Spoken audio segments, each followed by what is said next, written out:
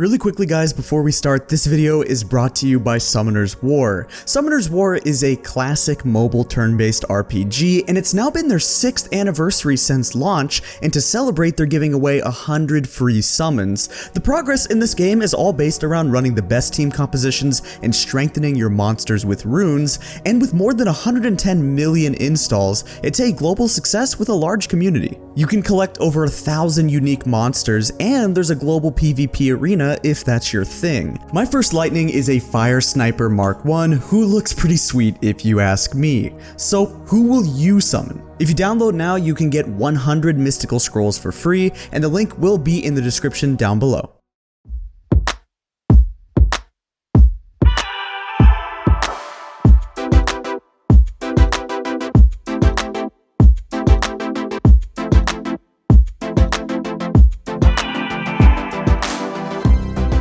Balance is this idea that we all want to see in our video games, yet it kind of feels like we're never satisfied with how the developers do it.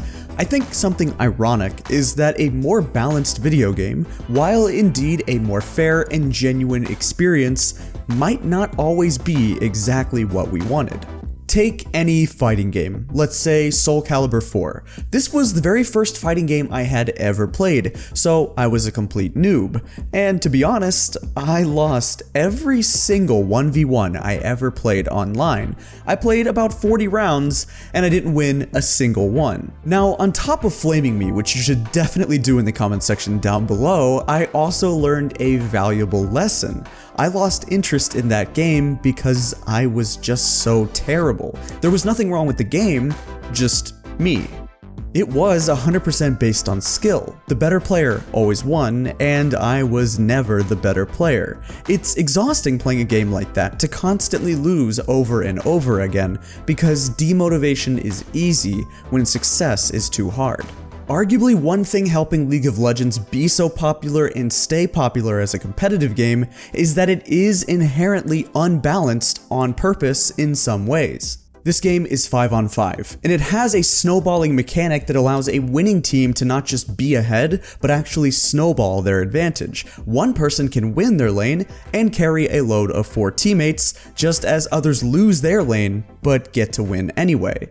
Though it's not that simple. Of course, there's more to the game than just winning lane. There's far more than just out-jungling your opposition for the first clear. At any given moment, you will have to assess a multitude of scenarios, while hundreds of thousands of them are possible. Because you don't always win even though you won your lane, the game can be a bit frustrating. That's what makes ranked as toxic as it is, but funny enough, it's also sort of the reason that people even want to give the game a chance. When a new player isn't instantly obliterated by a steep learning curve, but rather a more gradual one that allows you to still win by getting carried from time to time, it makes for a far more enjoyable experience for new players and casuals. Maybe League of Legends has never strived for some perfectly balanced game state because Riot might even know that it's harder on casual players. This is a topic we actually explored in the last video after Yorick was nerfed simply because he was too much of a pub stomper. He was too good against casual players. My question is, who is the most balanced champion in the game? Can we even pinpoint a single champion? And for that matter, based on what we just talked about, what even is the definition of balance?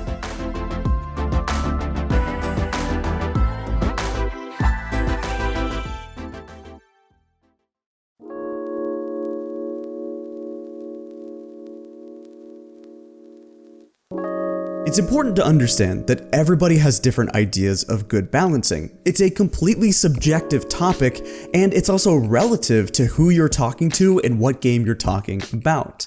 Interestingly, some games multiplayer have their players swear by being the most broken and horribly designed multiplayer experience that they've ever endured, while others actually say it's kind of fun. Take Call of Duty Modern Warfare 2, my favorite entry to the Call of Duty series and one of my favorite video games ever. On the surface, you can describe the multiplayer in a way that makes the balance seem laughable at best. We have noob tubes, overloaded kill streaks, one-man armies, scavenger replenishing claymores, commando knifing, the ACR and UMP45, and of course, akimbo Glocks. It's easy to say that Infinity Ward did everything possible to make this game frustrate you and infuriate you to the brink of you uninstalling the game, But I've played this game for more than a decade now, and after all these years of playing, it's possible, at least to some extent, to come to the realization that the game is surprisingly fair in some respects. The player gets to make a lot of preferences and choices to their liking because almost every single weapon and configuration has a lot of pros and not too many cons. There's a lot of weapon and class combinations that are viable because power is always relative, and the power of everything in this game is through the roof. The game takes on the philosophy that when everything is OP, nothing is OP. That's not to say that choice doesn't matter though, because there is still a lot of differences in between the classes. An LMG plays almost entirely different than an assault rifle, but they're still both really good. I bring this up because in League's early days, which most consider the golden era, it really wasn't all that different from Modern Warfare 2. Think about it, just as with Call of Duty, you can start at the surface. Assassins had silences, tanks abused warmogs, Atmos, and Force of Nature. You had DFG, Will of the Ancients, Pharaoh Flare junglers, AP Master Yi, Jax with infinite dodge, Twisted Fate's ultimate was on his E, and so on and so on. When you run down the list of all-time broken and crazy things that existed from seasons 1 through 4, which were the best days according to a lot of players, it feels like you would be off your rocker to suggest that this game was actually fun and fair to play.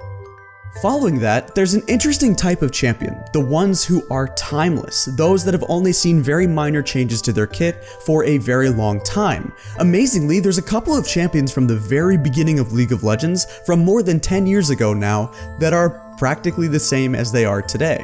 Some of my favorite examples are Anivia and Kennen. What I love about this category of champions is that they've withstood the test of time.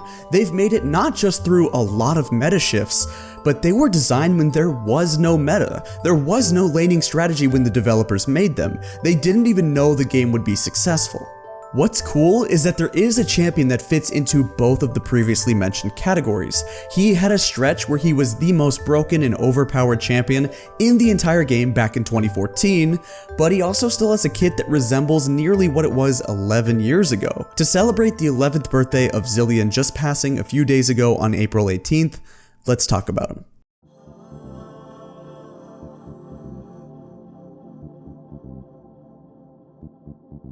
I'm not necessarily saying that Zilean is the best designed champion in the game by far. I already made a video talking about champions that a lot of the League of Legends community considers to be some of the better made champions. What I am saying is that depending on your definitions, he's a premier example of a champion that doesn't need any balance changes, yet he's still been strong for years. Let's first define exactly what he has going for him. Zilean is a versatile champion that can be played in both mid and support, but he never really feels like he takes over either of those two roles. He can be versatile in his build path depending on whatever you need, as he can heavily itemize AP and a damage keystone, or he can go for something very supportive with the glacial setup. His utility is fantastic, and because of that he never really phases out of the meta. Even in the worst possible metas for him, there's always a way that he can be used, simply because his ultimate is just that good. He's good at what he does, which is the next point. Zilean is never more or less than what you expect of the champion. He does exactly what it feels like he should, which is a sign of a champion that isn't so overloaded that they can be picked in every situation, or so underloaded that even though they would be a good pick here, you can't pick them because there's just better options. You can pick Zilean because your team needs whatever role that he's looking to fill. He does his thing, and that's all you need. Zilean's skill cap and the reliance on being good at him is also underplayed by the community. The best Zileans are so much better than the worst Zileans. They use their ultimate so well. They hit their bombs in ways that noobs never would, making their effectiveness a product of their skill.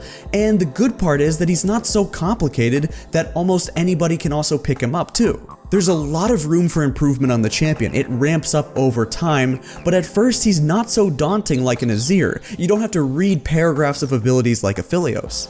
Finally, the main point of this video is looking at how he's rarely ever touched. He is absent from the patch notes, and that's something that works in his favor. He is by no means a bad champion, so he doesn't need any buffs, but he's not really overpowered either, so he doesn't need nerfs. This is a list of every Zilean change that he's received since the end of 2015. This is 4.5 years of changes. The list is small because he doesn't need any fixes, not because he's forgotten. He always holds such a solid solid win rate, and although that might be because he's one-tricked so often, he also doesn't receive nerfs like other champions because he doesn't seem to get out of hand. When was the last time that you can remember he was a must-pick or ban? It's been years since those days. But also, when you get a Zilean on your team, even though he might be a bit underplayed, and you probably forgot just how strong he was, when he's picked and he does well, you'll probably be reminded on just how good he is. How did he get here? What's his history like? How come other champions aren't like him? Well, we just talked about if you can remember the last time that you saw Zilean being constantly picked or banned, and chances are, if you played back in Season 4, you will know where this is headed. Let me take you back to 2014. This was probably the peak of assassin and carry gameplay. Some of the best champions in the meta were consistently things like LeBlanc, Katarina, Kha'Zix, Rengar, Zed, Talon, Yasuo, Fizz, and plenty of others. Naturally, this was the height of flashy plays. This is the 1v1 mid lane era, with guys like Faker, Bjergsen, Xpeke, and Pawn, known for incredible solo laning, favoring matchups like Riven vs Katarina and Zed versus Talon. You would be hard-pressed to find a more exciting time to watch professional League of Legends, with Season 4's World Championship having one of the most hyped-up crowds in esports history. Safety, but by God, can Starhorn Royal Club turn these fights around? There's the Destiny! Skull's going for it! No! He doesn't have it! Going, coming in, Uzi though, gonna try and push it back here with a heal. We'll get all that health back. Oh, no! Uzi just got it right. Go, it bounces in there, picks up the kill, and that, and the kill's coming back now for OMG. World Club can still win the game.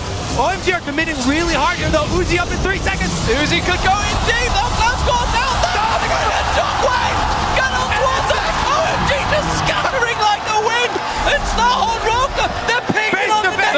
They're going, look at Uzi. He's already going there. All there. The recall. Now they're turning around. They're turning around here. They're going to try and see them. They've got Nidalee. They've got Kha'Zix pushing through. Surely they're going to lose out. Look at the recalls in mid lane. They're coming back here. But Royal Club still have 3 men going. There's 30 seconds to plan. They're spawning for Cool and Sand. This is Royal Club's game. It's a Chinese relay race. Everyone is back and forth. But they're going to do it. The sapling landed. It stopped the recalls. And Starhorn Royal Club being back behind the whole game. With the meta having so much emphasis on high skill cap 1v1 style mid lane carries, we saw plenty of those types of champions picked and banned during the tournament. You had a good amount of Zed bans, Rengar bans, Yasuo, and Fizz bans, and despite not being banned too much, Kha'Zix was the most picked champion at Worlds that year. But who were the 2 most prevalent champions then at the tournament? Was it Lee Sin? Was it Talon maybe? Well, the champion that never made it through untouched in some way at a whopping 100% picker ban was Alistar. This was not because of support Alistar, though he could still be played at support if you wanted to. In reality, this was because of top lane Alistar and the abuse of a Trinity Force interaction or bug. This is a topic that deserves a video all on its own, but the TLDR is that you could auto-attack somebody after you headbutt them, essentially giving a 0 counterplay combo with a Sheen proc, where you would just headbutt and auto-attack as they're being knocked back. And it made it pretty much impossible to lane against him, hence the pretty much 100% ban rate aside from a few picks where he got through. Number 2 on this list wasn't far behind him though, at a 96.2 pick or ban for the entire tournament, and that was Zilean. Many months before Worlds in 2014, most players thought Zilean was a total troll pick. In other words, he was just a really weak champion. He had no damage, heck, he only has damage on 1 ability, so surely that sucks. He definitely was not the 1v1 OP assassin that you can use to make your first league montage, and Zilean was a supportive mid that had no shields or hard crowd control, such that a Lulu could work her way into mid lane. As the year progressed, the player base began to realize just how strong he could be. The craziest part about the old Zilean was his global passive. This meant that your teammates would always hit level 2 before the opponent in lane. That little bit of experience that he gave to everyone globally meant the level 2 power spike came 1 minion earlier than your opponent, making it so high level players could potentially win their lane and go up a ton of CS simply because they had a Zilean. The other crazy thing is that his rewind actually did reduce the cooldown of Chrono Shift, which late game with 40% CDR allowed Zilean to sometimes have 2 ultimates in one longer team fight. Finally, he had no CC at all on his Q, as the stun was added as a part of his rework, but his Q was point and click, and had a 90% AP ratio. This meant that for most mid lane matchups, it was really easy to poke out your opponents with point and click double bombs. Once he was picked up in Challenger Elo, there was no turning back. Clearly the champion was overpowered, and the World Championship had just arrived as soon as Zilean was picked up onto the metagame. He dominated the tournament along with the likes of Alistar, Ryze, and Maokai. Then he would find himself nerfed as his global passive had to say bye-bye. All of this brings us then to patch 5.4, and that name might ring a bell to you, almost like you've heard of that specific patch talked about quite a bit. And that's because this was one of the biggest patches ever. It was incredibly influential on the game, and a lot of people thought it was a terrible patch. Me llama el cocinero. Risita, ¿qué? Ve por la paellera. Venga, que las 2 de la tarde ya están aquí. Miren, bañador. En las chanclas. Todo despeinado porque no me dio tiempo nada ponerme las chanclas y el bañador. Voy a la playa, había subido la marea. Jesús.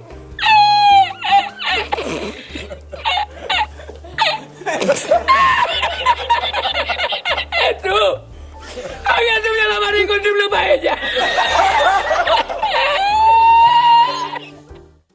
There was a bunch of highlights on this patch, like Kassadin being ripped apart and neutered for several months after that, but we also got Zilean's rework on this patch. At first, the champion was much weaker than his former self, and his win rate did drop by a pretty big margin. However, the champion had a new playstyle and a new learning curve with his bombs being a skill shot, so it was understandable that his win rate would drop. Regardless, he was weak, and his problem was still with his passive. The once global XP gain for your team was now a reduced range, and that's fine in general, but it's a pretty uninteractive passive and only serves to help support Zilean because you'll be laning with somebody. For a mid lane Zilean, it doesn't do you any good. Later on that year, Zilean would see a rework to his passive, finally adding the now known time in a bottle mechanic that stores experience to then interact with a specific teammate that you want to give experience. This has to be one of their better changes they've ever given to a champion, and one of the better passive reworks as well. The community got better at the champion, they got better at his skill shot bombs, and now with some buffs and some quality of life, he started to see a bit more play. It's understated these days just how good Zilean's rework was at keeping him balanced, but also a good champion for those that like to play him. And you know how I know that?